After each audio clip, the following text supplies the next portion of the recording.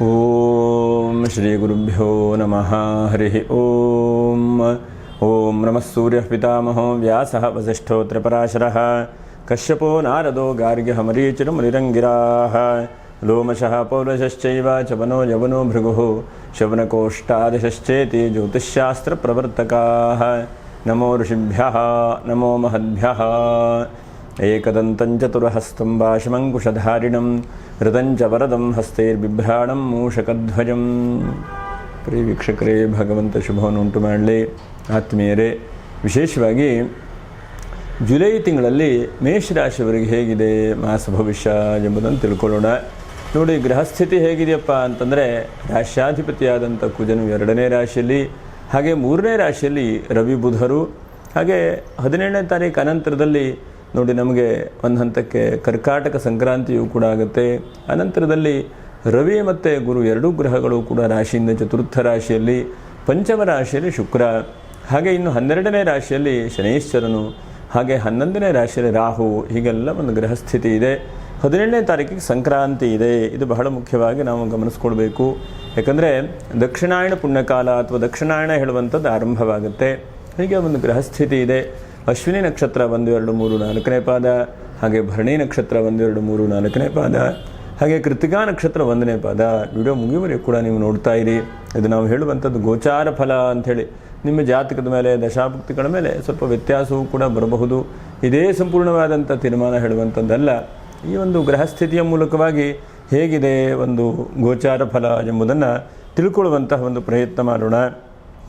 ನೋಡಿ, ಜುಲೈಯಲ್ಲಿ ವಿಶೇಷವಾಗಿ 3ನೇ ತಾರೀಕಿಗೆ ಸಂಕಷ್ಟರ ಚತುರ್ಥಿ ಇದೆ, ಹಾಗೆ 10ನೇ ತಾರೀಕಿಗೆ ಬುಧ ಜಯಂತಿ ಅಂತ ಹೇಳಿದೆ, ಹಾಗೆ 10ನೇ ತಾರೀಕಿಗೆ ಮತ್ತು ಏಕಾದಶಿ, 11ನೇ ತಾರೀಕಿಗೆ ಪುನಃ ವೈಷ್ಣವ ಏಕಾದಶಿ ಇದೆ, 12ನೇ ತಾರೀಕಿಗೆ ಪ್ರದೋಷ, ಹಾಗೆ 13ನೇ ತಾರೀಕಿಗೆ ಮಾಸ ಶಿವರಾತ್ರಿ, 14ನೇ ತಾರೀಕಿಗೆ ಮಣ್ಣೆತ್ತಿನ ಅಮಾವಾಸ್ಯೆಯೂ ಕೂಡ ಇದೆ, ಹಾಗೆ 15ನೇ ತಾರೀಕಿಗೆ ಚಂದ್ರ ದರ್ಶನ.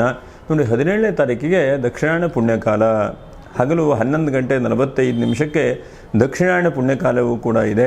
ಹಾಗೆ ಬಹಳ ಮುಖ್ಯವಾಗಿ 15ನೇ ತಾರೀಕು ಅನಂತರದಲ್ಲಿ ಆಷಾಢ ಮಾಸ ಅಂಥೇಳಿ ಆರಂಭವಾಗುತ್ತೆ. ಆಷಾಢ ಮಾಸದಲ್ಲಿ ವಿಶೇಷವಾಗಿ ಲಕ್ಷ್ಮೀ ಪೂಜೆಯನ್ನು ಕೂಡ ಮಾಡ್ತಾರೆ. ಲಕ್ಷ್ಮೀ ಪೂಜೆಗೆ ವಿಶೇಷವಾದಂಥದ್ದು ಆಷಾಢ ಮಾಸದಲ್ಲಿ. ಹಾಗಾಗಿ ಲಕ್ಷ್ಮೀ ಪೂಜೆ ಮಾಡುವಂಥದ್ದು. 24ನೇ ತಾರೀಕು ಶುಕ್ರವಾರ ಆಷಾಢ ಲಕ್ಷ್ಮೀ ಪೂಜೆ ಮಾಡುವಂಥದ್ದು. 25ನೇ ತಾರೀಕಿಗೆ ಸರ್ವೇಶಾಂ ಏಕಾದಶಿ, ಹಾಗೆ 26ನೇ ತಾರೀಕಿಗೆ ಶಾಕವ್ರತ ಅಂಥೇಳಿ, ಹಾಗೆ 29ಕ್ಕೆ ಗುರುಪೂರ್ಣಿಮಾ. ಬಹಳ ಮುಖ್ಯವಾಗಿ ಗಮನಿಸುವಂಥದ್ದು ಗುರುಪೂರ್ಣಿಮಾ. ಗುರುಗಳನ್ನು ವಿಶೇಷವಾಗಿ ಪೂಜೆ ಪುನಸ್ಕಾರಗಳನ್ನು ಮಾಡುವಂಥದ್ದು 29ನೇ ತಾರೀಕು, ಹಾಗೆ 31ನೇ ತಾರೀಕು ಕೂಡ ಆಡಿ ಶುಕ್ರವಾರ ಆಷಾಢ ಮಾಸದ ಲಕ್ಷ್ಮೀ ಪೂಜೆ ಮಾಡುವಂಥ ಶುಭವಾದಂಥ ದಿವಸ. ಹೀಗೆ ಒಂದು ಹಂತಕ್ಕೆ 15ನೇ ತಾರೀಕು ಪೂರ್ವದಲ್ಲಿ, ಆಷಾಢ ಮಾಸದ ಪೂರ್ವದಲ್ಲಿ ನೀವು ಆದಷ್ಟು ಒಳ್ಳೆಯ ಕೆಲಸ ಕಾರ್ಯಗಳಿಗೆ ಪ್ರಯತ್ನಗಳನ್ನು ಮಾಡಿಕೊಳ್ಳಿ. ನಿಜ ಜ್ಯೇಷ್ಠ ಮಾಸ ಹೇಳುವಂಥದ್ದು ಪರವಾಗಿಲ್ಲ, ಸಾಮಾನ್ಯವಾಗಿ ಎಲ್ಲದಕ್ಕೂ ಕೂಡ ಒಳ್ಳೆಯದು ಎಂಬುದನ್ನು ಕೂಡ ನಾವು ಹೇಳ್ತೇವೆ. ಇನ್ನು ಮಿಥುನ ಮಾಸದಲ್ಲಿ ರವಿ ಇದ್ದಾಗ ಆಷಾಢ ಮಾಸ ಆದರೂ ಕೂಡ ಒಳ್ಳೆಯದು ಎಂಬಂತಹದ್ದು ಧರ್ಮಶಾಸ್ತ್ರದ ವಾಕ್ಯ. ಹಾಗೆ ಮಿಥುನ ಮಾಸದಲ್ಲಿ ಒಂದು 15ನೇ ತಾರೀಕು 14ನೇ ತಾರೀಕು 2 ದಿವಸ ನಮಗೆ ಸಿಗುತ್ತೆ. ಇದು 2 ದಿವಸ ಏನಾದರೂ ನಿಮ್ಗೆ ಒಳ್ಳೆಯ ಕೆಲಸ ಕಾರ್ಯಗಳನ್ನು ಮಾಡಿಕೊಳ್ಳಿ ಎಂಬುದನ್ನು ಕೂಡ ಹೇಳ್ತಾ, ಏನಿದೆ ಶುಭ ಮತ್ತು ಅಶುಭ ಫಲಗಳು ಎಂಬುದನ್ನು ನಾವು ಗಮನಿಸೋಣ. ಹಾಗೆ ಈ ತಿಂಗಳಲ್ಲಿ 2 ಬಹಳ ಶುಭವಾದಂಥ ದಿವಸಗಳನ್ನು ಕೂಡ ನಾವು ಕಾಣಬಹುದು. 1ನೇದು 5ನೇ ತಾರೀಕು ಬಹಳ ಪಂಚಮಿ ಇದೆ, ಬಹಳ ಒಳ್ಳೆಯದು.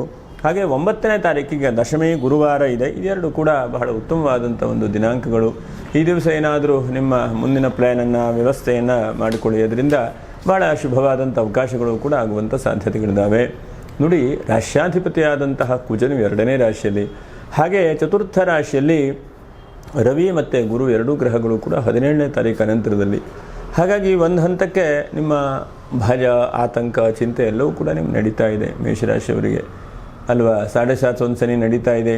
ಏನಪ್ಪ ಈ ತಿಂಗಳಲ್ಲಿ ಏನಾಗ್ಬಿಡುತ್ತಪ್ಪ, ಅಥವಾ ಏನಾದರೂ ಲಾಭ ಆಗತ್ತಾ, ಅಥವಾ ಇನ್ನೂ ಬಹಳಷ್ಟು ನಾನು ಕಷ್ಟಪಡ್ತಾ ಇರ್ತೇನೆ, ಅಥವಾ ಇನ್ನೂ ನನಗೆ ತುಂಬ ಆತಂಕಗಳು, ಚಿಂತೆಗಳು ಬರುತ್ತಾ, ಹೀಗೆ ನೂರಾರು ಒಂಥರ ಭಯದ ವಾತಾವರಣಗಳು ಆಗ್ತಾ ಇದೆ. ಯಾಕಂದರೆ ಒಂದು ಹಂತಕ್ಕೆ ಪ್ರಪಂಚದಲ್ಲೇ ಯುದ್ಧದ ಭೀತಿ ಒಂದು ಹಂತಕ್ಕೆ ಮುಗಿತಾ ಇದೆ. ಆದರೂ ಕೂಡ ಯುದ್ಧ ಮುಗಿದ ಮೇಲೆ ಬಹಳ ಚಿಂತೆ, ಬಹಳ ಆತಂಕಗಳು. ಅದರ ಜೊತೆಯಲ್ಲಿ ಆರ್ಥಿಕವಾದಂತಹ ಒಂದು ಸ್ಥಿತಿಗತಿಯಲ್ಲಿ ಸ್ವಲ್ಪ ಏರುಪೇರು. ಅದರ ಜೊತೆಯಲ್ಲಿ ಇನ್ನೊಂದು ಏನಾಗ್ತಾ ಇದೆ, ನಿಮ್ಮ ಮನಸ್ಸಿಗೆ 7.5 ಶನಿ ನಡೀತಾ ಇದೆ, ಏನಪ್ಪ ಈ ತಿಂಗಳಲ್ಲಿ ಉದ್ಯೋಗ ಮತ್ತೇನಾದರೂ ಬದಲಾವಣೆ ಆಗುತ್ತಾ, ಕಳೆದು ಹೋಗುತ್ತಾ, ಹೀಗೆ ಇಂತಹ ಒಂದು ಭಯದ ವಾತಾವರಣಗಳು ಬಹಳ ಮುಖ್ಯವಾಗಿ ತುಂಬಿಕೊಂಡಿದೆ. ಅಥವಾ ನಾಳೆಗೆ ಏನಾಗ್ಬೋದಪ್ಪ, ಹೀಗೆ ಇಂತಹ ಒಂದು ಭಯ. ಆದರೆ ಅಭಯವನ್ನು ಕೊಡುವಂತಹ ಗ್ರಹವು ಚತುರ್ಥ ರಾಶಿಯಲ್ಲಿ ಗುರು ಇದ್ದಾನೆ. ಹಾಗಾಗಿ ನಿಮಗೆ ಒಂದು ಹಂತಕ್ಕೆ ಕೆಳಗಡೆ ಬೀಳಲಿಕ್ಕೆ ಕೊಡೋದಿಲ್ಲ. ಅಷ್ಟಷ್ಟಾಗಿ ಹಂತವಾಗಿ ಎತ್ಕೊಂಡು ನಿಮ್ಮನ್ನು ಹೋಗ್ತಾ ಇದ್ದಾನೆ ಭಗವಂತ. ಏನೋ ಉದಾಹರಣೆಗೆ ಮುಳ್ಳಿದೆ, ನೀವು ಚಪ್ಪಲ್ ಹಾಕೊಂಡು ಹೋಗ್ತಾ ಇದ್ದೀರಿ, ಸದ್ಯಕ್ಕೆ ಬಚಾವಾದ್ರಿ. ಮಳೆ ಬರ್ತಾ ಇದೆ, ಕೈಯಲ್ಲಿ ಛತ್ರಿ ಹಿಡ್ಕೊಂಡು ಹೋಗ್ತಾ ಇದ್ದೀರಿ. ಆ ಪ್ರಕೃತಿ ವಿರುದ್ಧವಾಗಿ ಏನೂ ಕೂಡ ನಡೆಯುವಂಥದ್ದಿಲ್ಲ. ಆದರೂ ಕೂಡ ನಿಮಗೆ ಪರಿವರ್ತನೆ ರೀತಿಯಲ್ಲಿ ಸ್ವಲ್ಪ ಒಳ್ಳೆಯದಾದಂಥ ಅವಕಾಶಗಳು, ಸಣ್ಣ ಪುಟ್ಟ ಮೆಡಿಸಿನಿಂದನೇ ಏನೋ ಚಿಕಿತ್ಸೆಗಳು ಫಲಕಾರಿಯಾಗುವಂಥದ್ದು, ಹೀಗೆ ನಿಮ್ಮ ಜೀವನದಲ್ಲಿ ಒಂದು ಹಂತಕ್ಕೆ ದಾರಿಗಳು, ಅವಕಾಶಗಳು ಸ್ವಲ್ಪ ಒಳ್ಳೆಯ ಥರದಲ್ಲಿ ಪರಿವರ್ತನೆಯೂ ಕೂಡ ಆಗ್ತಾ ಇದೆ. ಹಿಂದೆ ನೋಡಿ 4-6 ತಿಂಗಳ ಹಿಂದೆ ನೋಡ್ತಾ ಹೋದರೆ ಬಹಳ ಚಿಂತೆ, ಬಹಳ ಟೆನ್ಷನ್ನು ನಿಮಗೆ ಎಲ್ಲ ಕಡೆಗೂ ಇತ್ತು. 1-2 ವಿಷಯದಲ್ಲ, ಎಲ್ಲ ಕಡೆಗೂ ಬಹಳ ಟೆನ್ಷನ್ನೇ ನಿಮಗೆ. ಆದರೆ ಈಗ ಸ್ವಲ್ಪ ಟೆನ್ಷನೆಲ್ಲ ರಿಲೀಫ್ ಆಗ್ತಾ ಇದೆ. ಮೊದಲನೇದಾಗಿ ಸ್ವಲ್ಪ ಆರೋಗ್ಯ ಸ್ಥಿತಿಯಲ್ಲಿ ಸ್ವಲ್ಪ ಚೇತರಿಕೆ ಆಗುವಂಥ ಸಾಧ್ಯತೆಗಳು. ಯಾಕಂದರೆ ಚತುರ್ಥ ರಾಶಿಯಲ್ಲಿ ಗುರು ಇದ್ದಾನೆ. ಹಾಗಾಗಿ ಶರೀರದಲ್ಲಿ ಏನೋ ಬದಲಾವಣೆ ಆಗುವಂಥದ್ದು, ಏನೋ ಒಂದು ಹಂತಕ್ಕೆ ಒಳ್ಳೆಯದಾಗತ್ತೆ. ನಮಗೆ ಶಾರೀರಿಕವಾದಂತಹ ಸಮಾಧಾನ, ತೃಪ್ತಿ, ನೆಮ್ಮದಿ ಸಿಗುವಂತಹ ಅವಕಾಶಗಳು ಕೂಡ ಇದ್ದಾವೆ. ನಿದ್ರೆ ಮಾಡಬೇಕು ಅಂದರೆ ಚೆನ್ನಾಗಿ ನಿದ್ರೆ ಬರುತ್ತೆ ಹೇಳುವಂಥ ಒಂದು ಖುಷಿ, ಸಂತೋಷ. ಎಷ್ಟೋ ಜನಕ್ಕೆ ಔಷಧಿ ಮಾತ್ರ ತೆಗೆದುಕೊಳ್ಬೇಕು, ಅದಿಲ್ಲ ಅಂತಾದರೆ ನಿದ್ರೆಯೇ ಇಲ್ಲ, ಏನಾಗುತ್ತೋ ಗೊತ್ತಿಲ್ಲ. ಹಾಗಾಗಿ ನಿದ್ರೆಯ ರೀತಿಯಲ್ಲಿ ಅಥವಾ ಶರೀರಕ್ಕೆ ವಿಶ್ರಾಂತಿ ರೀತಿಯಲ್ಲಿ ಒಳ್ಳೆಯ ರೀತಿಯಾದಂಥ ಅವಕಾಶಗಳು, ಸ್ವಲ್ಪ ಶಾರೀರಿಕವಾಗಿ ಸ್ವಲ್ಪ ಆರೋಗ್ಯ ಮಟ್ಟದಲ್ಲಿ ಸ್ವಲ್ಪ ಚೆನ್ನಾಗಾಗ್ತದೆ ಈ ತಿಂಗಳಲ್ಲಿ ಹೇಳುವಂತಹ ಒಂದು ಬದಲಾವಣೆಗಳನ್ನು ಕೂಡ ಕಾಣಬಹುದು. ಹಾಗೆ ಎರಡನೇದಾಗಿ ಬಹಳ ಮುಖ್ಯವಾಗಿ ವಿದ್ಯಾರ್ಥಿಗಳು ಸ್ವಲ್ಪ ಪರದಾಟ ಮಾಡ್ತಾ ಇದ್ದೀರಿ, ಅಲ್ಲಿ ಇಲ್ಲಿ ಜಾಗ ಚೇಂಜ್ ಮಾಡ್ತಾ ಇದ್ದೀರಿ, ಅಥವಾ ಯಾವುದೋ ಒಂದು ಸಬ್ಜೆಕ್ಟ್ ತೆಗೆದುಕೊಳ್ಬೇಕು ಬಿಡಬೇಕು, ಇಂತಹ ಒಂದು ಟೆನ್ಷನ್, ಒತ್ತಡಗಳಿದೆ. ವಿದ್ಯಾರ್ಥಿಗಳಿಗೂ ಕೂಡ ಈ ತಿಂಗಳಲ್ಲಿ ಸ್ವಲ್ಪ ಒಂದು ಅವಕಾಶಗಳು ಕೂಡ ಒಳ್ಳೆಯ ರೀತಿಯಾಗಿ ಸಿಗುವಂಥ ಚಾನ್ಸಸ್ ಇದೆ. ತೃತೀಯ ರಾಶಿಯಲ್ಲಿ ಭಾಗ್ಯಸ್ಥಾನಕ್ಕೆ ಬುಧನ ದೃಷ್ಟಿ. ಹಾಗಾಗಿ ಎಲ್ಲೋ ಒಂದು ಕಡೆಗೆ ನಿಮ್ಮ ಮನಸ್ಸು ಕೂಡ ಅವಕಾಶಗಳು, ಸಮಯವನ್ನು ವ್ಯರ್ಥ ಮಾಡದೇ ಇದ್ದ ಹಾಗೆ ನೀವು ಕೂಡ ಅದಕ್ಕೆ ಪ್ರಯತ್ನ ಮಾಡ್ತಾ ಇದ್ದೀರಿ. ಒಂದು ಸಫಲವಾದಂಥ ಪ್ರಯತ್ನಗಳು ಕೂಡ ವಿದ್ಯಾರ್ಥಿಗಳ ಜೀವನದಲ್ಲಿದೆ. ಅದು ಬಹಳ ಒಳ್ಳೆಯ ರೀತಿಯಾದಂಥದ್ದು. ಮತ್ತು ಒಂದು ಹಂತಕ್ಕೆ ಕಾನೂನಿನ ತೊಡಕುಗಳು ಅಥವಾ ಕಾನೂನಿನಲ್ಲಿರುವಂತಹ ವಿಷಯಗಳು ಸ್ವಲ್ಪ ಜಟಿಲವಾಗ್ತಾ ಇದೆ. ಏನೋ ತೊಂದರೆ, ಏನೋ ಚಿಂತೆ, ಸ್ವಲ್ಪ ಕೇಸ್ ಮುಗಿತಾ ಇಲ್ಲಪ್ಪ, ಏನು ಮಾಡಬೇಕು, ಇಂತಹ ಒಂದು ಒತ್ತಡಗಳು, ಪರಿಸ್ಥಿತಿ ನಿಮಗೆಲ್ಲ ಇದೆ. ಹಾಗಿದ್ದಾಗ ಸ್ವಲ್ಪ ಮಟ್ಟಿಗೆ ಕಾನೂನಿನ ಚಿಂತೆಗಳು ಸ್ವಲ್ಪ ದೂರ ಆಗುವಂಥ ಸಾಧ್ಯತೆಗಳು. ರವಿ ಚತುರ್ಥ ರಾಶಿಯಲ್ಲಿದ್ದಾನೆ. ಹಾಗಾಗಿ ನಿಮ್ಮ ಕಡೆಗೆ ಸ್ವಲ್ಪ ಪ್ರಾಮಾಣಿಕವಾಗಿ ಪ್ರಯತ್ನ ಮಾಡ್ತಾ ಇದ್ದೀರಿ. ನಿಮ್ಮ ಕಡೆಗೆ ಒಂದು ಜಡ್ಜ್ಮೆಂಟ್ ಆಗುವಂಥದ್ದು ನಿಮ್ಮ ಕಡೆಗೆ ಆಗುವಂಥದ್ದು, ಅಥವಾ ಎಲ್ಲೋ ಒಂದು ಕಡೆಗೆ ನಿಮಗೆ ಸ್ವಲ್ಪ ಕಿರಿಕಿರಿ ಸಮಸ್ಯೆಗಳಿದ್ದರೆ ಅದು ಪರಿಹಾರ ಆಗುವಂಥ ಸಾಧ್ಯತೆಗಳು. ಕಾನೂನಿನ ವಿಷಯದಲ್ಲಿ ಹೆಚ್ಚಿನದಾದಂಥ ಅವಕಾಶಗಳು. ಮತ್ತು ಕೋರ್ಟು ಕಚೇರಿಯಲ್ಲಿ ಕೆಲಸ ಮಾಡ್ತಾ ಇರುವಂಥ ವ್ಯಕ್ತಿಗಳಿಗೂ ಕೂಡ ಎಲ್ಲೋ ಒಂದು ಸಮಾಧಾನ, ನೆಮ್ಮದಿ. ಯಾಕಂದರೆ ನೀವು ವಾದ ವಿವಾದ ಮಾಡ್ತಾ ಇರ್ತೀರಿ ಅಥವಾ ಅಲ್ಲಿ ಕೆಲಸ ಮಾಡ್ತಾ ಇರ್ತೀರಿ, ಇಂಥವರಿಗೂ ಕೂಡ ಎಲ್ಲೋ ಒಂದು ಕಡೆ ನನಗೆ ಪರವಾಗಿಲ್ಲ, ನಿಟ್ಟೆಸರು ಬಿಟ್ಟೆ, ನನಗೆ ಸಮಾಧಾನ ಆಯಿತು ಹೇಳುವಂಥ ಮನಸ್ಥಿತಿಯೂ ಕೂಡ ಆಗುತ್ತೆ.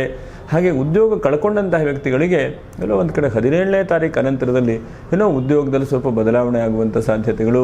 ಮತ್ತು ಸ್ವಂತ ಬಿಸ್ನೆಸ್ ಶುರು ಮಾಡಬೇಕು. ಯಾಕಂದರೆ ಎಷ್ಟೋ ಜನಕ್ಕೆ ಮೇಷರಾಶಿಯವರಿಗೆ ಕೆಲಸ ಕಳ್ಕೊಂಡಿದ್ದೀರಿ, ಬಹಳ ಚಿಂತೆಯಲ್ಲಿ ಇದ್ದೀರಿ, ಅಂಥವರಿಗೆ ಎಲ್ಲೋ ಒಂದು ಕಡೆ ಕೆಲಸ ಸಿಗುವಂತಹದ್ದು ಅಥವಾ ಹಣಕಾಸಿನ ಅನುಕೂಲ ಆಗುವಂಥದ್ದು, ಅಥವಾ ಹಿಂದೆ ಇನ್ವೆಸ್ಟ್ಮೆಂಟ್ ಮಾಡಿರುವಂಥ ಹಣ ಪುನಃ ವಾಪಸ್ ಬರುವಂಥದ್ದು, ಅದು ಸ್ವಲ್ಪ ಆಕರ್ಷಕ ಬಡ್ಡಿ ಜೊತೆಗೆ ಸಿಗುವಂಥ ಸಾಧ್ಯತೆಗಳು ಕೂಡ ಇದ್ದಾವೆ. ಇನ್ವೆಸ್ಟ್ಮೆಂಟ್ ಒಳ್ಳೆಯದಾಯ್ತಪ್ಪ ಹೇಳುವಂಥದ್ದು ಆಗುತ್ತೆ. ಮತ್ತು ಮನಸ್ಸಿನಲ್ಲಿ ಏನೋ ಬೇರೆ ಬಿಸ್ನೆಸ್ಸನ್ನು ಮಾಡೋಣ, ಬೇರೆ ಕೆಲಸ ಮಾಡೋಣ, ಅಥವಾ ಈ ಕೆಲಸ ಚೇಂಜ್ ಮಾಡೋಣ, ಹೀಗೆ ಇಂತಹ ವ್ಯಕ್ತಿಗಳಿಗೆ ಒಂದು ಅನುಕೂಲಕರವಾದಂಥ ವಾತಾವರಣಗಳನ್ನು ಕೂಡ ಈ ತಿಂಗಳಲ್ಲಿ ಕಾಣುವಂಥ ಸಾಧ್ಯತೆಗಳಿದೆ. ಎಷ್ಟೋ ಸಲ ನಾವು ಯೋಚನೆ ಮಾಡ್ತಾ ಇರ್ತೇವೆ, ಆ ಕೆಲಸ ಮಾಡೋಣ, ಈ ಕೆಲಸ ಮಾಡೋಣ, ಈ ಕೆಲಸವನ್ನು ಬಿಡೋಣ, ಬೇರೆ ಕಡೆ ಹೋಗೋಣ ಅಂಥೇಳಿ ಅವಕಾಶವೇ ಸಿಗುವುದಿಲ್ಲ. ಆದರೆ 17ನೇ ತಾರೀಕು ನಂತರ ಸ್ವಲ್ಪ ಅವಕಾಶಗಳು ಕೂಡ ಸಿಗುವಂತಹ ಚಾನ್ಸಸ್ಸು ಕೂಡ ಇದೆ. ಮತ್ತು ದೈಹಿಕವಾದಂತಹ ಅನುಕೂಲದ ಜೊತೆಗೆ ಮಾನಸಿಕವಾದಂಥ ಸದೃಢವಾದಂಥ ಮನಸ್ಸು ಕೂಡ ಬರುತ್ತೆ. ಯಾಕಂದರೆ ಮೈಂಡ್ ಸೆಟ್ ಪ್ರತಿಯೊಂದಕ್ಕೂ ಕೂಡ ಬೇಕಾದಂಥದ್ದು. ಫಸ್ಟು ನಮ್ಮ ಮನಸ್ಸನ್ನು ನಿಗ್ರಹ ಮಾಡುವಂಥದ್ದು, ಮನಸ್ಸನ್ನು ಹತೋಟಿಯಲ್ಲಿ ಎತ್ತುಕೊಳ್ಳುವಂತಹ ಪ್ರಯತ್ನ ಬಹಳ ಮುಖ್ಯವಾದಂಥದ್ದು. ಹಾಗಾಗಿ ಆ ಮನಸ್ಸಿನ ನಿಗ್ರಹ, ಮನಸ್ಸಿನ ಅನುಕೂಲತೆಗಳು ಈ ತಿಂಗಳಲ್ಲಿ ಸಿಗುವಂತಹ ಸಾಧ್ಯತೆಗಳು ಬಹಳ ಮುಖ್ಯವಾಗಿದೆ. ಯಾಕಂದರೆ ಮನುಷ್ಯನ ಮನಸ್ಸೇ ಅಲ್ವಾ ಯಾವಾಗೂ ಕೂಡ ಚಿಂತೆ, ಟೆನ್ಷನ್ಗೆ ಹೋಗ್ತಾ ಇರುವಂಥದ್ದು. ಹಾಗಾಗಿ ಅದನ್ನು ಕಂಟ್ರೋಲು, ಅದನ್ನು ನಿಗ್ರಹ ಮಾಡಿಕೊಂಡಿದ್ರೆ ಆ ಮನಸ್ಸು ನಿಮ್ಮ ದಾರಿಗೆ ಬರ್ತಾ ಇರುತ್ತೆ. ಅದು ಬಹಳ ಒಳ್ಳೆಯದಾದಂಥದ್ದು. ಸ್ವಲ್ಪ ಪ್ರಯಾಣ ಯೋಗ, ಧಾರ್ಮಿಕವಾದಂಥ ಕ್ಷೇತ್ರಗಳಿಗೆ ಹೋಗುವಂಥದ್ದು, ಭಗವಂತನ ದರ್ಶನ ಮಾಡುವಂಥದ್ದು. ಇಲ್ಲ ಭಗವಂತ ನನಗೆ ಇಷ್ಟನ್ನು ಕೊಟ್ಟಿದೆಯಾ, ಎಷ್ಟೆಷ್ಟೋ ಕಷ್ಟ ತೊಂದರೆ ಇದೆ ನನಗೆ, ಆದರೂ ಕೂಡ ಪರವಾಗಿಲ್ಲ, 10 ರೂಪಾಯಿ ಕೊಡಬೇಕಿತ್ತು, ಅದರಷ್ಟು ಕೊಡಲಿಕ್ಕಾಗ್ತಾ ಇಲ್ಲ, ಅಟ್ಲೀಸ್ಟ್ ಆದಷ್ಟು ನಾವು ಹಣವನ್ನು ಕೊಡುವಂತಹ ಪ್ರಯತ್ನವನ್ನು ಮಾಡೋಣ ಹೇಳುವಂಥ ಒಂದು ಮನಸ್ಥಿತಿ. ಹಾಗೆ ಹಣಕಾಸಿಗೂ ಕೂಡ ಅನುಕೂಲತೆಗಳಾಗುವಂಥ ಸಾಧ್ಯತೆಗಳು, ಪ್ರಯಾಣಗಳು ನಿಮಗೆ ಜಾಸ್ತಿ ಈ ತಿಂಗಳಲ್ಲಿ ಆಗುತ್ತೆ. ಸ್ವಲ್ಪ ಓಡಾಟಗಳು. ಈಗ ಸ್ವಲ್ಪ ಮಟ್ಟಿಗೆ ಅಧಿಕ ಮಾಸ ಮುಗಿದು ನಿಜ ಜ್ಯೇಷ್ಠ ಮಾಸವೂ ಕೂಡ ಮುಗಿದು ಆಷಾಢ ಮಾಸವೂ ಕೂಡ ಈ ತಿಂಗಳಲ್ಲಿ ಆರಂಭವಾಗೋಗುತ್ತೆ. ನೋಡಿ, ಕಾಲೋ ಗಚ್ಚತೆ ಧೀಮತಾಮ್ ಅಂಥೇಳಿ ಸುಭಾಷಿತದಲ್ಲಿ ಹೇಳಿದರು. ನಾವು ಕಾಲದ ಬಗ್ಗೆ ಬಹಳಷ್ಟು ನಿಗಾ ವಹಿಸ್ಕೊಳ್ಬೇಕು. ಯಾಕಂದರೆ ಕಾಲಶಾಸ್ತ್ರ ಎಂಬುದಾಗಿ ಜ್ಯೋತಿಷ್ಯಕ್ಕೆ ಹೇಳ್ತಾರೆ. ಹಾಗಾಗಿ ಈ ಶಾಸ್ತ್ರಕ್ಕೆ ಕಾಲದ ಬಗ್ಗೆ ನಾವು ಪ್ರತಿನಿತ್ಯವೂ ಪ್ರತಿ ತಿಂಗಳೂ ಕೂಡ ಇದ್ರ ಬಗ್ಗೆ ಗಮನಿಸ್ತಾ ಹೋದರೆ ಓಹೋ ಈ ಸಮಯ ಮುಗಿದು ಹೋಯಿತು, ಮುಂದೆ ಬೇಗನೆ ಕೆಲಸ ಮಾಡಬೇಕು ಹೇಳುವಂಥದ್ದನ್ನು ಯೋಚನೆ ಮಾಡಬೇಕು. ಹಾಗಾಗಿ ಕೈಗೆ ಗಡಿಯಾರವನ್ನು ಕಟ್ಟಿಕೊಳ್ಳುವಂಥದ್ದು, ಆ ಸಮಯ ಕ್ಷಣಕ್ಕೂ ನಮ್ಮ ಯೋಚನೆಗಳು ಒಳ್ಳೆ ರೀತಿಯಾದಂಥದ್ದು ಬರಲಿ ಅಂಥೇಳಿ. ಹಾಗೆ ಸ್ವಲ್ಪ ತಂದೆ ತಾಯಿಯವರ ವಿಷಯದಲ್ಲಿ ಈ ತಿಂಗಳಲ್ಲಿ ಸ್ವಲ್ಪ ನೀವು ಜಾಗೃತೆ ವಹಿಸ್ಕೊಳ್ಬೇಕು. ತಂದೆ ತಾಯಿಯವರ ಆರೋಗ್ಯ ಅಥವಾ ಮನೆಯಲ್ಲಿ ಹಿರಿಯವರ ಆರೋಗ್ಯ ಈ ವಿಷಯದಲ್ಲಿ ನಿಮ್ಮ ಸ್ವಲ್ಪ ಜಾಗೃತೆ ವಹಿಸ್ಕೊಳ್ಳಿ. ಸ್ವಲ್ಪ ದಿಢೀರ್ನ ಬದಲಾವಣೆ ಆಗುವಂಥ ಸಾಧ್ಯತೆಗಳು. ಮತ್ತು ಸ್ನೇಹಿತರಿಂದ ಅನುಕೂಲ ಬಹಳ ಮುಖ್ಯವಾಗಿ ಗಮನಿಸ್ಕೊಳ್ಬೇಕು. ಸ್ನೇಹಿತರಿಂದ ಅನುಕೂಲ ಆಗುವಂಥದ್ದು, ಸ್ನೇಹಿತರು ಸಪೋರ್ಟ್ ಮಾಡುವಂಥದ್ದು, ಸ್ನೇಹಿತರು ನಿಮಗೆ ಎಲ್ಲೋ ಒಂದು ಕಡೆ ಪುಷ್ ಮಾಡುವಂಥ ಅವಕಾಶಗಳು ಕೂಡ ಆಗುತ್ತೆ. ಮತ್ತು ನಿಮ್ಮ ಸಹಾಯಕ್ಕೆ ಸ್ನೇಹಿತರು ಕೂಡ ನಿಂತ್ಕೊಳ್ತಾರೆ, ಅದು ಬಹಳ ಒಳ್ಳೆಯದಾದಂಥದ್ದು. ಮತ್ತು ವಿವಾಹಾದಿ ಮಂಗಲ ಕಾರ್ಯಕ್ಕೆ ಭಾಗವಹಿಸುವಂಥ ಅವಕಾಶಗಳು. ನಿಮಗೆ ವಿವಾಹ ಆಗಿಲ್ಲ ಅಂತಂದರೆ ಈ ಒಂದು ನಿಜ ಜ್ಯೇಷ್ಠ ಮಾಸದಲ್ಲಿ ಪ್ರಯತ್ನ ಮಾಡಿ. ವಿವಾಹಾದಿ ಮಂಗಲ ಕಾರ್ಯಗಳಾಗಿದೆ ಅಂತಂದರೆ ಏನು ಚಿಂತೆ ಬೇಡ, ವಿವಾಹಕ್ಕೆ ಪ್ರಯತ್ನಗಳನ್ನು ಕೂಡ ಮಾಡಿ. ಆಷಾಢ ಮಾಸ ಅಂತಂದರೆ ಪ್ರೊಫೈಲೆಲ್ಲ ನೋಡಲಿಕ್ಕೆ ಏನು ತೊಂದರೆ ಇಲ್ಲ. ಏನೋ ಒಂದು ಎಂಗೇಜ್ಮೆಂಟ್ ಮಾಡಲಿಕ್ಕೆ, ವಿವಾಹಕ್ಕೆ ಮುಹೂರ್ತ ಇಡುವಾಗ ಎಲ್ಲವನ್ನು ಕೂಡ ನೋಡಬೇಕು. ಪ್ರತಿಯೆಲ್ಲದಕ್ಕೂ ಕೂಡ ಮುಹೂರ್ತವನ್ನೇ ನೋಡ್ಲಿಕ್ಕೆ ಹೋಗಬಾರ್ದು. ಯಾವುದೊಂದು ವಾಟ್ಸಪ್ಪಲ್ಲಿ ಕಳಿಸ್ಬೇಕು ಅನ್ನೋ ಮುಹೂರ್ತ ನೋಡುವಂಥದ್ದಲ್ಲ. ಚೋಲ್ಟ್ರಿಗೆ ಹೊರಡ್ಲಿಕ್ಕೆ ಒಳ್ಳೆ ಮುಹೂರ್ತ ನೋಡಬೇಕೆ ಬಿಟ್ಟರೆ ಚೋಲ್ಟ್ರಿ ಒಳಗಡೆ ಹೋಗ್ಲಿಕ್ಕೆ ಒಳ್ಳೆ ಮುಹೂರ್ತ ನೋಡಬೇಕು ಅಂತೇನಿಲ್ಲ. ಹಾಗಾಗಿ ಕೆಲವೊಂದಷ್ಟು ನಾವು ಎಷ್ಟು ಸಾಧ್ಯ ಆಗುತ್ತೋ ಅಷ್ಟನ್ನು ನೋಡುವಂಥ ಪ್ರಯತ್ನವನ್ನು ಮಾಡಬೇಕು. ಪ್ರತಿನಿತ್ಯವೂ ನಾವು ಪ್ರಯಾಣ ಮಾಡುವಾಗ ರಾಹುಕಾಲ ನೋಡಬೇಕು ಅಂತೇನಿಲ್ಲ. ಎಲ್ಲೋ ದೂರದಲ್ಲಿ ತುಂಬ ಪ್ರಯಾಣ ಮಾಡ್ತೇವೆ, ಸಾಮಾನ್ಯ 1000-2000 ಕಿಲೋಮೀಟರ್ ಮುಂದೆ ಹೋಗ್ತೇವೆ, ತೀರ್ಥಯಾತ್ರೆಗೆ ಹೋಗ್ತೇವೆ. ಇಂಥ ಸಮಯದಲ್ಲಿ ನಾವು ರಾಹುಕಾಲವನ್ನು ನೋಡಬೇಕು. ನಿತ್ಯದ ಕೆಲಸಕ್ಕೆ ರಾಹುಕಾಲ, ಎಲ್ಲೋ ಒಂದು ಕಡೆ ನಾನು ಕೆಲಸ ಕೊಡ್ತೇನೆ ಅಥವಾ ಯಾರೋ ಒಬ್ಬನಿಗೆ ಫೋನ್ ಮಾಡ್ತೇನೆ, ಅದಕ್ಕೆಲ್ಲ ರಾಹುಕಾಲ ನೋಡಬೇಕಾಗಿಲ್ಲ. ಹಾಗಾಗಿ ಎಲ್ಲವನ್ನು ಕೂಡ ಶಾಸ್ತ್ರೀಯವಾದಂಥ ಪದ್ಧತಿಯಲ್ಲಿ ತಿಳ್ಕೊಂಡು ನಾವು ಆಚರಣೆ ಮಾಡುವಂಥದ್ದನ್ನು ಮಾಡಬೇಕು. ಪ್ರತಿಯೊಂದಕ್ಕೂ ಕೂಡ ಎಲ್ಲದೂ ಕೂಡ ಆ ಕ್ಷಣ ಈ ಕ್ಷಣ ಅಂಥೇಳಿ ಚಿಂತೆ ಮಾಡುವಂಥದ್ದಲ್ಲ. ಜೀವನದಲ್ಲೇ ಸಮಯಗಳು ಹೋಗಿಬಿಡುತ್ತೆ. ಹಾಗೆ ಆಸ್ತಿಪಾಸ್ತಿಗಳಲ್ಲೆಲ್ಲೋ ಒಂದು ಕಿರಿಕಿರಿ ಆಗಿರುವಂಥದ್ದು ಸರಿಯಾಗುವಂಥ ಚಾನ್ಸಸ್ ಇದೆ ಈ ತಿಂಗಳಲ್ಲಿ. ಇನ್ನೂ ಸ್ವಲ್ಪ ಆಸ್ತಿಪಾಸ್ತಿಯಲ್ಲಿ ಚಿಂತೆ ಆಗ್ತಾ ಇದೆ, ಅಥವಾ ಭೂಮಿಯಲ್ಲಿ ಯಾರೋ 1-2 ಗುಂಟೆ 1 ಗುಂಟೆ ಅಕ್ಕಪಕ್ಕದವ್ರು ಕಿರಿಕಿರಿ ಆಗ್ತಾ ಇದೆ, ಮನೆ ಕಟ್ತಾ ಇದ್ದೇವೆ, ಪಕ್ಕದವರೇನೋ ಪ್ರಾಬ್ಲಮ್ ಮಾಡ್ತಾ ಇದ್ದಾರೆ ಅಂತಂದ್ರದ್ದು ಕೂಡ ಸಾಧ್ಯ ಆಗುವಂಥದ್ದು. ಮತ್ತು ಹಿಂದೆ ಮಾಡಿದಂತಹ ಪುಣ್ಯಾಂಶಗಳು, ದಾನ ಧರ್ಮಗಳು ಈ ತಿಂಗಳಲ್ಲಿ ನಿಮಗೆ ಅವಕಾಶಗಳು ಒಳ್ಳೆ ರೀತಿಯಾಗಿ ಫಲವನ್ನು ಕೊಡ್ತದೆ. ಎಷ್ಟೋ ಸಲ ನಾವು ಒಂದು ಹಂತಕ್ಕೆ ಪುಣ್ಯವನ್ನೇ ಮಾಡುವಂಥದ್ದಿಲ್ಲ, ಒಳ್ಳೆ ಕೆಲಸವನ್ನೇ ಮಾಡುವಂಥದ್ದಿಲ್ಲ, ಆದರೆ ಕೊನೆಗೆ ನಮಗೆಲ್ಲ ಒಳ್ಳೆಯದಾಗಬೇಕು ಅಂದ್ಕೊಳ್ತೇವೆ, ಆದರೆ ಖಂಡಿತ ಸಾಧ್ಯ ಇಲ್ಲ. ಹಾಗಾಗಿ ಇವತ್ತು ನಾವೇನಾದರೂ ಒಳ್ಳೆ ಕೆಲಸವನ್ನು ಮಾಡಿಟ್ರೆ ನೋಡಿ, ನಿಮ್ಮ 7.7 ಶನಿ ಮನೆ 12ನೇ ರಾಶಿಯಲ್ಲಿ ಕೂತಿದೆ, ರಾಶಿಗೂ ಬರ್ತದೆ, ಮುಂದೆ ಹೋಗುವಂಥ ಪರಿಸ್ಥಿತಿಯೂ ಕೂಡ ಇದೆ. ಹಾಗಾಗಿ ಈ ಸಮಯದಲ್ಲಿ ಅದೆಷ್ಟು ಸ್ವಲ್ಪ ಕಷ್ಟ ಅಂತ ಅನಿಸಿದ್ರು ಕೂಡ ನಿರಂತರವಾದಂತಹ ಭಗವಂತನ ಆರಾಧನೆ, ತಪಸ್ಸು ಇದನ್ನೆಲ್ಲ ನಾವು ಮಾಡ್ತಾ ಇರಬೇಕು. ಪ್ರಾರ್ಥನೆ ಮಾಡಿದ್ರೆ ಆ ಪ್ರಾರ್ಥನೆ ಇವತ್ತೆಲ್ಲ ನಾಳೆಗೆ ಫಲವನ್ನು ಕೊಟ್ಟೇ ಕೊಡುತ್ತೆ. ಈ ಕ್ಷಣಕ್ಕೆ ಆಗದೇ ಇರಬಹುದು, ಯಾಕಂದರೆ ನಮ್ಮ ಹಿಂದಿನ ಕರ್ಮವೂ ಕೂಡ ಸವಿಬೇಕಲ್ವ, ಒಂದೇ ದಿವಸಕ್ಕೆ ಯಾವುದೂ ಕೂಡ ಆಗದೇ ಇರಬಹುದು. ಹಾಗಾಗಿ ಆ ಪುಣ್ಯಾಂಶಗಳನ್ನು ವೃದ್ಧಿಯಾಗುವಂತಹ ಪ್ರಯತ್ನಗಳನ್ನು ಮಾಡಿಕೊಳ್ಳಿ. ಆಷಾಢ ಮಾಸ ಅಂತಂದರೆ ಲಕ್ಷ್ಮೀನಾರಾಯಣ ದೇವರ ಆರಾಧನೆ ಮಾಡುವಂಥದ್ದು. ಎಷ್ಟು ಸಾಧ್ಯ ಆಗುತ್ತೋ ಅಷ್ಟು ಭಗವಂತನನ್ನು ನಿರಂತರವಾಗಿ ಆರಾಧನೆ ಮಾಡೋದನ್ನು ಬಿಡಬೇಡಿ. ಕಷ್ಟ ಇದೆ ಅಂಥೇಳಿ ಬಿಡ್ಲಿಕ್ಕೆ ಹೋಗಬಾರ್ದು. ನಮ್ಮ ಕರ್ತವ್ಯವನ್ನು ಮಾಡ್ತಾ ಇರಬೇಕು. ಹಾಗೆ ಪೂರ್ವ ಪುಣ್ಯದಿಂದ ಅಭಿವೃದ್ಧಿಯಾಗುವಂಥದ್ದು, ಹಿಂದೆ ಮಾಡಿದಂಥ ಯಾವುದೋ ಒಂದು ವ್ಯಕ್ತಿಗಳಿಗೆ ಸಹಾಯ ಸಹಕಾರ ಈ ಒಂದು ತಿಂಗಳಲ್ಲಿ ನಿಮ್ಗೆ ಒಳ್ಳೆ ರೀತಿಯಾದಂಥ ಫಲವನ್ನು ಕೂಡ ಕೊಡುತ್ತೆ. ಹಾಗೆ ಬಹಳ ಮುಖ್ಯವಾಗಿ ಯಾರು ಧಾರ್ಮಿಕವಾಗಿ ಬಹಳಷ್ಟು ಹೋರಾಟ ಮಾಡ್ತಿರೋ, ಧಾರ್ಮಿಕವಾಗಿ ಪ್ರಯತ್ನಗಳನ್ನು ಮಾಡ್ತಿರೋ, ಉದಾಹರಣೆಗೆ ದೇವಸ್ಥಾನದ ಅರ್ಚಕರಿರಬಹುದು, ಉಪನ್ಯಾಸ ಮಾಡುವಂಥವರು, ಪ್ರವಚನಕಾರರಿರಬಹುದು, ಅಥವಾ ಆಡಳಿತ ವರ್ಗದವರಿರಬಹುದು, ಆ ಧರ್ಮದಲ್ಲಿ ಬಹಳಷ್ಟು ಶ್ರದ್ಧೆ ಇಟ್ಕೊಂಡು ಮಾಡಿದ್ರೆ ಆ ಧರ್ಮ ನಿಮ್ಮನ್ನು ಬಹಳ ಮೇಲ್ಮಟ್ಟಕ್ಕೆ ಕರ್ಕೊಂಡು ಹೋಗುತ್ತೆ. ಬಹಳ ಒಳ್ಳೆ ರೀತಿಯಾದಂಥ ಫಲಗಳನ್ನು ಕೂಡ ಆ ಧರ್ಮ ಹೇಳುವಂಥದ್ದು ನಿಮಗೆ ನೀಡುತ್ತೆ. ಹಾಗಾಗಿ ಧರ್ಮೋ ರಕ್ಷತೆ ರಕ್ಷಿತಃ ಎಂಬುದಾಗಿ ಹೇಳಿದ್ದಾರೆ. ಧರ್ಮದಲ್ಲಿ ಒಳ್ಳೆಯ ಕೆಲಸದಲ್ಲಿ ನಾವು ಪ್ರಯತ್ನ ಮಾಡಿ ಒಳ್ಳೆ ರೀತಿಯಾಗಿ ನಡೀತಾ ಹೋಗಬೇಕು. ನಮ್ಮ ದಾರಿ ಸರಿಯಾದಂಥ ಅವಕಾಶಗಳನ್ನು ಇಟ್ಕೊಂಡು ಹೋಗಬೇಕು. ಮತ್ತು ಕೆಲವೊಂದು ಸಲ ಏನಾಗುತ್ತೆ, ಸಕ್ಸಸ್ಫುಲ್ಲು ಒಳ್ಳೆಯ ಕೆಲಸ ಅಥವಾ ನಮಗೊಂದು ಹಂತಕ್ಕೆ ಕೆಲಸ ಆದ ತಕ್ಷಣವೇ ನಾವು ಅದನ್ನು ನಿಲ್ಲಿಸಿಬಿಡ್ತೇವೆ. ಜಗತ್ತಿನಲ್ಲಿ ಮೇಷರಾಶಿಯವರಿಗೂ ಹಾಗೆ ಆಗಿದೆ. ಹಿಂದೆಲ್ಲ ಬಹಳಷ್ಟು ಒಳ್ಳೆಯ ಸಮಯ ಇದ್ದಾಗ ಯಾವುದನ್ನು ಕೂಡ ಇನ್ವೆಸ್ಟ್ಮೆಂಟ್ ಮಾಡಿ ಒಳ್ಳೆ ರೀತಿಯಾಗಿ ಮಾಡ್ಕೊಂಡಿಲ್ಲ. ಇವಾಗ ಸ್ವಲ್ಪ ಪರದಾಡ್ತಾ ಇದ್ದೀರಿ. ಹಾಗಾಗಿ ಒಂದು ಧರ್ಮದ ಸಂಚಯ, ಧರ್ಮದ ಒಳ್ಳೆ ರೀತಿಯಾದಂಥ ಅವಕಾಶಗಳನ್ನು ಕೂಡ ನಾವು ಆದಷ್ಟು ಒಳ್ಳೆಯ ಕೆಲಸ, ತಪಸ್ಸು, ಪೂಜೆ ಪುನಸ್ಕಾರಗಳನ್ನು ಮಾಡ್ತಾ ಇರಬೇಕು. ಎರಡನೇದಾಗಿ ನಮ್ಮ ಶರೀರಕ್ಕೆ ಬೇಕಾದಂಥ ಇಹದಲ್ಲಿ ಬೇಕಾದಂತಹ ಅರ್ಥ ಸರಿಯಾದಂಥ ರೀತಿಯಲ್ಲಿ ಸರಿಯಾದಂತಹ ಆರ್ಥಿಕವಾದಂಥ ಸ್ಥಿತಿ ಬಗ್ಗೆಯೂ ಸ್ವಲ್ಪ ಗಮನ ಕೊಡ್ತಾ ಇರಬೇಕು.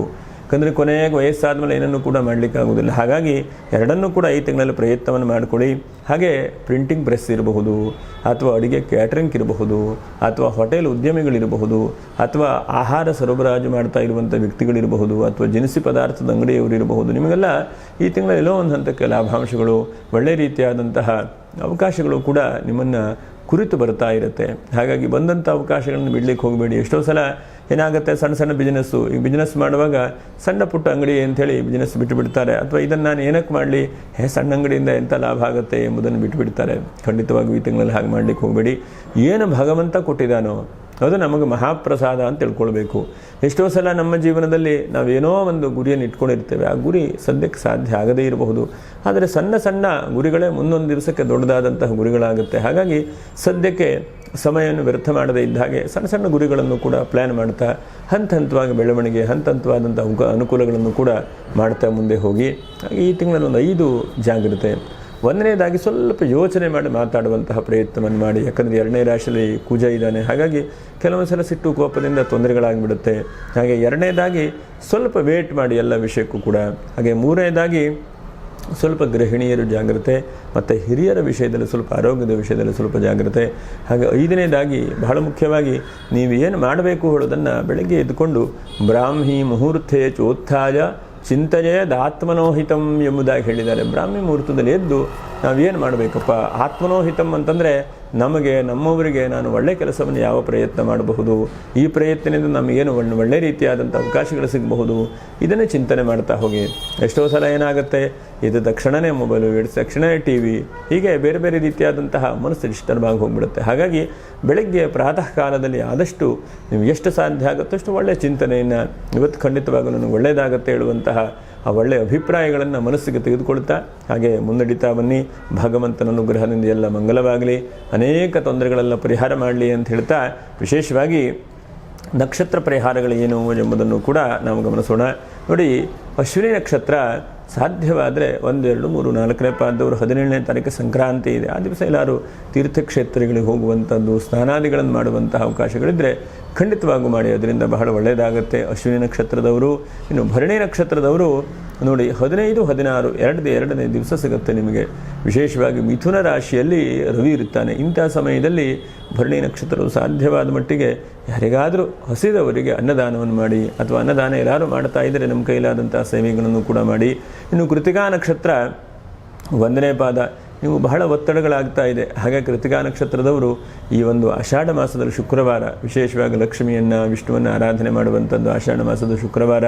ಹಾಗಾಗಿ ಇಂತಹ ಒಂದು ಶುಭವಾದಂಥ ಸಂದರ್ಭದಲ್ಲಿ ನೀವು ಪ್ರತಿ ಶುಕ್ರವಾರವೂ ಕೂಡ ಸಂಧ್ಯಾಕಾಲದಲ್ಲಿ ಆಷಾಢ ಮಾಸ ಮುಗಿಯುವವರೆಗೂ ಕೂಡ ಸಾಧ್ಯವಾದ ಮಟ್ಟಿಗೆ ಸಂಧ್ಯಾಕಾಲದಲ್ಲಿ ಆ ಲಕ್ಷ್ಮೀನಾರಾಯಣ ದೇವರನ್ನು ಪ್ರಾರ್ಥನೆ ಮಾಡಿ. ಅಥವಾ ಲಕ್ಷ್ಮೀ ಅಷ್ಟೋತ್ತರ ಶತನಾಮ ಬರುತ್ತದೆ ಅಂತಂದರೆ ಆ ಲಕ್ಷ್ಮೀ ಅಷ್ಟೋತ್ತರ ಶತನಾಮ ಪಠನೆ ಮಾಡಿದ್ರೂ ಕೂಡ ಪರವಾಗಿಲ್ಲ. ಒಟ್ಟಿನಲ್ಲಿ ಮೇಷರಾಶಿಯವರಿಗೆ ಭಗವಂತ ಶುಭವನ್ನು ಉಂಟು ಮಾಡಲಿ, ಎಲ್ಲ ಕಷ್ಟ ತೊಂದರೆಗಳನ್ನು ಕೂಡ ಪರಿಹಾರ ಮಾಡಿ ಹೆಚ್ಚಿನದಾದಂಥ ಸಮೃದ್ಧಿಯನ್ನು ಉಂಟು ಮಾಡಲಿ ಎಂಬುದನ್ನು ಕೂಡ ಹೇಳ್ತಾ, ಯಾರು ಸಬ್ಸ್ಕ್ರೈಬ್ ಮಾಡಿಲ್ಲೋ ಅಂಥವರು ಸಬ್ಸ್ಕ್ರೈಬ್ ಮಾಡಿ, ಹಾಗೆ ಒಂದು ಲೈಕನ್ನು ಮಾಡಿ, ಶೇರನ್ನು ಮಾಡಿ ಅಂತ ಹೇಳ್ತಾ ಮತ್ತೆ ಮುಂದಿನ ವಿಡಿಯೋದಲ್ಲಿ ಭೇಟಿ ಮಾಡೋಣ. ನಮಸ್ಕಾರ. ಲೋಕ ಸಮಸ್ತ ಸುಖಿನೋ ಭವಂತು, ಸಮಸ್ತ ಸನ್ಮಂಗಲಾನಿ ಭವಂತು. ನಮಸ್ಕಾರ.